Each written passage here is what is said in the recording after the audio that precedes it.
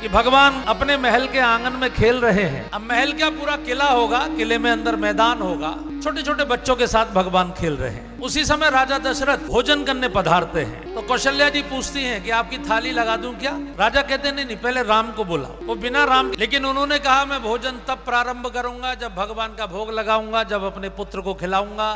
वो इतना प्रेम करते हैं। तो सुमंत्र जी उनके साथ थे। सुमंत्र जी राजा दशरथ के मित्र भी हैं, उनके सारथी भी हैं। उन्होंने कहा महाराज मैं बुलाता। सुमंत्र जी ने पुकारा राघव। भगवान ने देखा चाचा जी बुला रहे हैं। उन्होंने पूछा जी चाचा जी। सुमंत्र ने कहा कि राजा साहब बुला रहे हैं। भगवान ने मना कर दिया, हम नहीं आते। अभी बड़ा आश्चर्य हुआ लोगों को कि भगवान पिताजी के बुलाने पे नहीं आ रहे, ये तो मर्यादा पुरुषोत्तम है।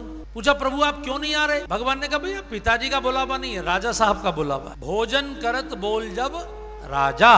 और बच्चे से बड़ा कौन राजा? दादाजी की मूछों से पूरा गांव डरता हो, लेकिन बच्चा तो दादाजी के कंधे पे चढ़ के भी उनकी मूछें खींच देता है और दादाजी उसमें प्रसन्न होते हैं। इसलिए भगवान ने कहा हम नहीं आ रहे। भगवान को लगा कि बच्चा तो अपने मन का राजा होता है और दूसरे हम तो पूरे ब्रह्मांड के राजा हैं, हमारे आगे कौन राजा? कौशल्या मैया ने कहा मैं बुलाती। तो उन्होंने अपने बालकनी में से पुकारा राघव। तो भगवान और दूर को चले, माँ की ओर नहीं चले, दूर ठुमुक ठुमुक प्रभु चल ही पराई, दूर को चले। अब जल्दी पकड़ लेती है, जैसे मीरा साक्षात भगवान की मूर्ति में समा गई।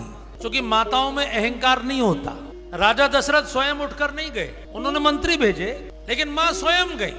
तो कौशल्या मां में अहंकार नहीं, इसलिए मां ने दौड़कर भगवान को पकड़ लिया। ताहि धरे जननी हट धावा,